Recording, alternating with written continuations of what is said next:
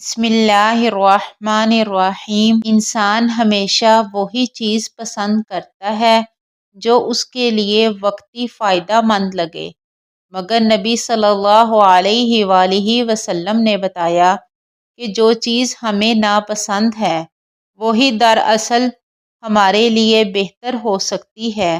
آئیے اس حدیث کی حکمت کو سمجھتے ہیں۔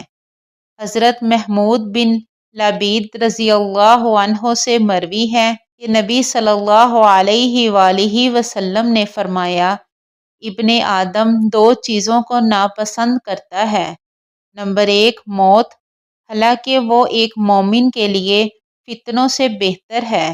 نمبر 2 اور مال کی قلت کو اچھا نہیں سمجھتا، حالانکہ مال کا کم ہونا حساب کتاب میں کمی کی دلیل ہوتا ہے۔ مسند احمد حدیث نمبر 24024۔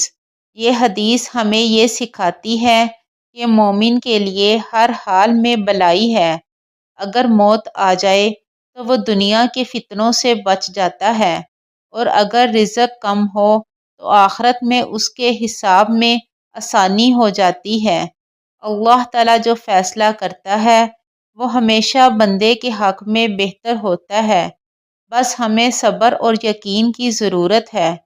اللہ ہمیں ہر حال میں راضی رہنے اور نبی صلی اللہ علیہ وآلہ وسلم کی تعلیمات پر عمل کرنے کی توفیق عطا فرمائے۔